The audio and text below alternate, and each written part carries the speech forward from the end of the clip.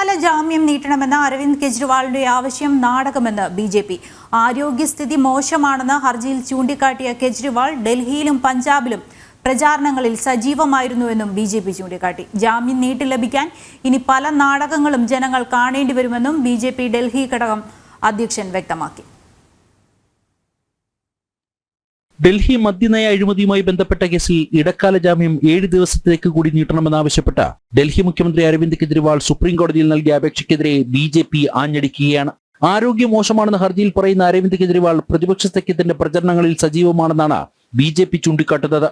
ഡൽഹിയിൽ AAP കോൺഗ്രസ് സഖ്യം മത്സരിക്കുന്ന 7 മണ്ഡലങ്ങളിലും പ്രചരണ പരിപാടികളിൽ കെജ്രിവാൾ പലതവണ പങ്കെടുത്തിരുന്നു. കൂടാതെ 7ാം ഘട്ടത്തിൽ തെരഞ്ഞെടുപ്പ് നടക്കുന്ന പഞ്ചാബിൽ ആം ആദ്മി പാർട്ടിക്ക് വേണ്ടി കെജ്രിവാളിന്റെ പ്രചരണം തുടരുകയാണ്.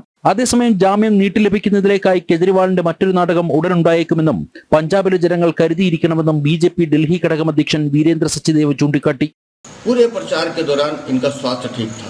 इंडी गठबंधन का प्रचार करना, दिल्ली के चुनाव प्रचार में प्रचार करना बिल्कुल ठीक थे.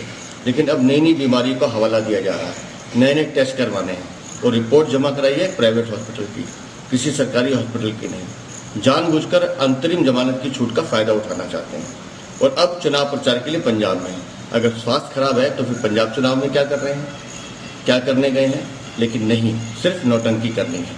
पंजाब की जनता से मेरी अपील है, अगले 3 दिन ये नौटंकी बाज पंजाब में रहने वाला है और वहाँ ड्रामा करेंगे, गिरने की कोशिश करेंगे, चक्कर आएंगे, स्वास्थ्य खराब होगा, ताकि किसी तरह से अंतरिम जमानत की अवधि बढ़ जाए. മദ്യനയ അഴിമതിയിൽ ജയിലിൽ കഴിയവേ കെജ്രിവാൾ ഇൻസുലിൻ എടുക്കാൻ തയ്യാറായില്ലെന്നും ആരോഗ്യസ്ഥിതി മോശമാക്കാൻ അദ്ദേഹം ശ്രമിക്കുന്നതായും കാട്ടി ജയിൽ അധികൃതർ കോടതിയിൽ റിപ്പോർട്ട് നൽകിയിരുന്നു. മാത്രമല്ല, ചോറും ഉരുളക്കിഴങ്ങും കൂടുതലായി കഴിച്ച് രക്തത്തിൽ പ്രമേഹത്തിന്റെ അളവ് വർദ്ധിപ്പിക്കാൻ ശ്രമിക്കുന്നതായും തീഹാർ ജയിൽ അധികൃതർ റിപ്പോർട്ട് നൽകിയിരുന്നു. ഈ സാഹചര്യങ്ങളൊക്കെ പരിഗണിച്ചാണ് അരവിന്ദ് കെജ്രിവാളിന്റെ ഹർജിക്കെതിരെ ബിജെപി രംഗത്തെത്തിയത്.